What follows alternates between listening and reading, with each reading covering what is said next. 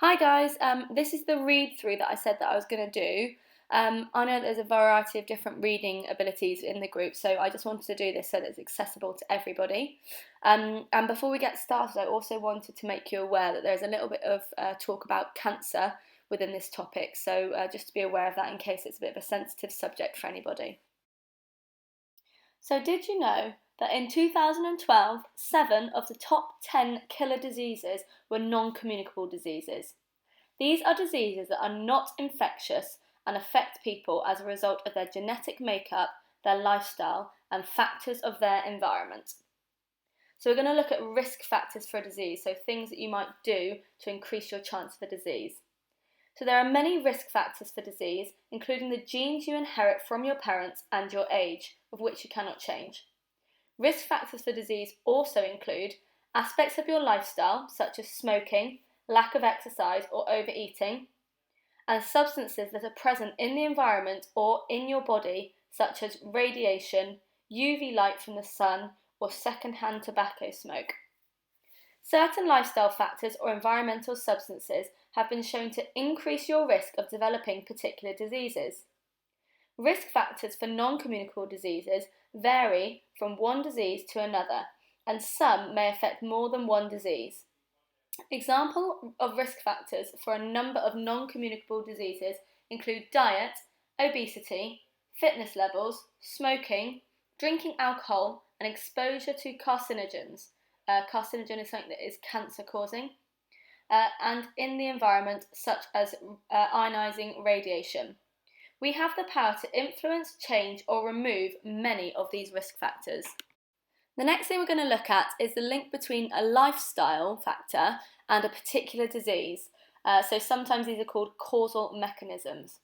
So scientists often see similarities in the patterns between non-communicable diseases such as cardiovascular disease or lung cancer with lifestyle factors such as a lack of exercise or smoking.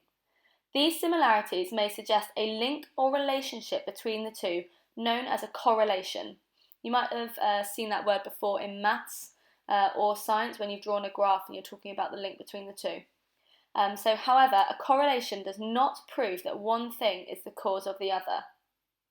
It's useful to find correlations between lifestyle factors and particular diseases, but this is only the first step. Doctors and scientists then need to do lots of research to discover if there is a causal mechanism. A causal mechanism explains how one factor influences another through a biological process. If a causal mechanism can be demonstrated, there is a link between the two. For example, there is a clear causal link between smoking tobacco and lung cancer. Anyone can get lung cancer, but smoking increases that risk because you're taking carcinogens into your lungs. So the final thing we're going to talk about is the impact of non-communicable disease.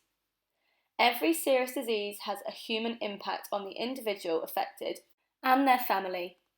It will often have a financial cost as well if a wage earner becomes ill and cannot work. Local communities often bear the cost of supporting people who are ill, whether formally through taxes or informally by taking care of the affected families. Diseases cost the nation huge sums of money, both in expenses of treating ill people and in the loss of money earned when large numbers of the population are ill. The global economy suffers too, especially when diseases affect younger working age populations. Non-communicable diseases affect far more people than communicable diseases, have the greatest effect on both human and economic levels. Okay, so we're on to the next page now, and we're going to talk about cancer. Sorry if this is upsetting for anybody, but here we go. Cancer is a disease that affects people in many families. The cells in your body divide on a regular basis in a set sequence known as the cell cycle, which involves several stages.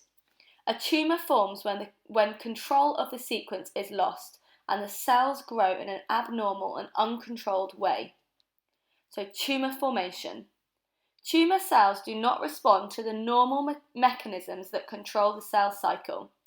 They divide rapidly with very little non-dividing time for growth in between each division. This results in a mass of abnormally growing cells called a tumour. Some tumours are caused by communicable diseases, for example, bacteria growth. The human papilloma virus, or HPV, can cause cervical cancer in humans. So that we're going to talk about benign and malignant tumours. There's a picture below which shows the difference. Benign tumours are growths of abnormal cells contained in one place, usually within a membrane. They do not invade other parts of the body, but a benign tumour can grow very large very quickly. If it causes pressure or damage to an organ, this can be life-threatening.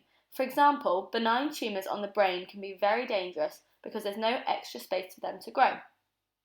So malignant tumours, this is the bottom right. Malignant tumour cells can spread around the body, invading neighbouring healthy tissues. A malignant tumour is often referred to as cancer. The initial tumour may split up, releasing small clumps of cells into the bloodstream or lymphatic system. They circulate and are carried to different parts of the body where they may lodge into another organ. Then they continue their uncontrolled division and form secondary tumours. Cancer cells not only divide more rapidly than normal cells, they also live longer. The growing tumour often completely disrupts the normal tissue and is if left untreated, will often kill the person. Because of the way malignant tumours spread around the body, it can be very difficult to treat them. The causes of cancer. Scientists still do not understand what triggers the formation of many cancers, but some of the causes are well known. There are clear genetic risk factors for some cancers, including early breast cancer and ovarian cancer. Most cancers are the result of mutations, changes in the genetic material. Chemicals such as asbestos and tar found in tobacco smoke can cause mutations that trigger the formation of tumours. These cancer-causing agents are called carcinogens. Ionizing radiation such as UV light and X-rays can also interrupt the normal cell cycle and cause tumours to form. For example, melanomas appear when there is uncontrolled growth of a pigment-forming cell in the skin. This is a result of exposure to UV light from the sun. So here's a picture of some melanomas. The top row shows normal marks that you'd find on the skin, and the bottom one are melanomas.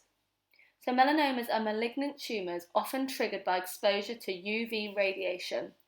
Over 2,000 people a year die from melanomas in the UK alone, so it's important to know the signs to look out for.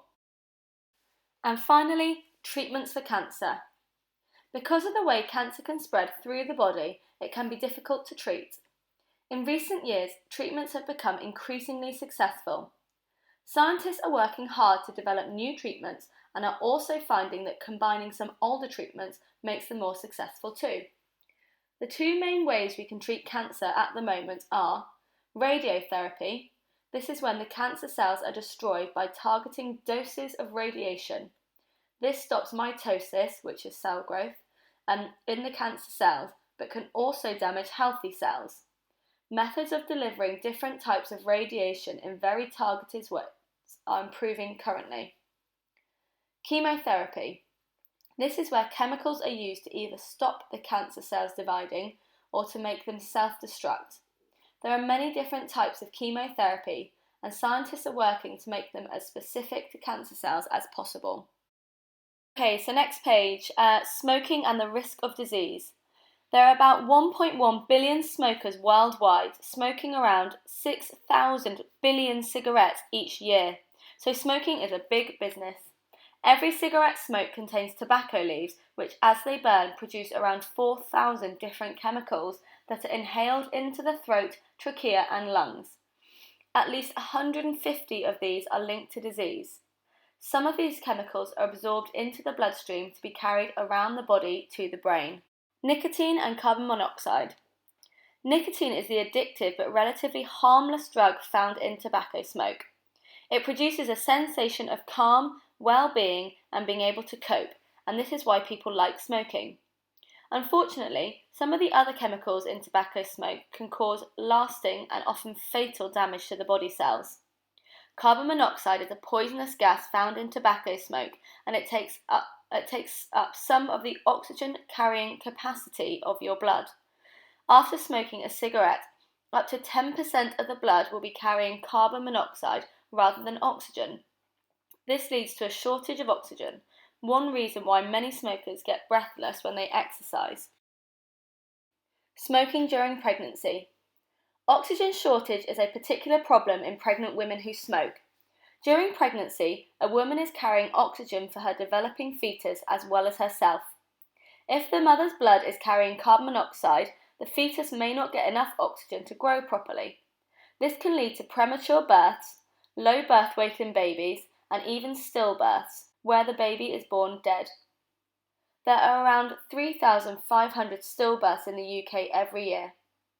Scientists estimate that around 20% result from the mother smoking during her pregnancy. In other words, 700 babies a year are born dead due to smoking. Carcinogens.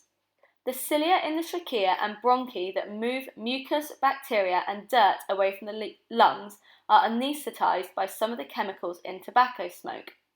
They stop working for a time, allowing dirt and pathogens to build up in the lungs, increasing the risk of infection. Mucus also builds up over time, causing coughing. Other toxic compounds in tobacco smoke include tar. This is a sticky black chemical that accumulates in the lungs, turning them from pink to grey. Along with other chemicals in smoke, tar makes smokers much more likely to develop bronchitis, which is an inflammation of the bronchi. The buildup of tar in the delicate lung tissue can lead to a breakdown in the structure of the alveoli, causing chronic obstructive pulmonary disease, or COPD for short. This reduces the surface area to volume ratio of the lungs, leading to severe breathlessness and eventually death. Tar is also a carcinogen. It acts on the delicate cells of the lungs and greatly increases the risk of lung cancer developing. Tar also causes other cancers of the breathing system, for example the throat, larynx and trachea. So the last part of the smoking topic is looking at how smoking affects the heart. The chemicals in tobacco smoke also affect the heart and blood vessels. Scientists have data showing that smokers are more likely to suffer from cardiovascular problems than non-smokers. They have also worked out the mechanisms that show it's a causal link, not just a correlation. Smoking narrows the blood vessels in your skin, which ages it. Nicotine makes the heart rate increase, while other chemicals damage the lining of the arteries. This makes coronary heart disease more likely and it increases the risk of clot formation. The mixture of chemicals in cigarette smoke can also lead to an increase in blood pressure. This combination of effects increases the risk of suffering from cardiovascular disease, including heart attacks and strokes. Hi guys, so there's a lot of information in B7, so I'm going to split it down into two videos. So this is part 1 complete and it's covered the first 3 pages. So you'll need to go on and find part 2 to get the other 2 pages of information. Thanks.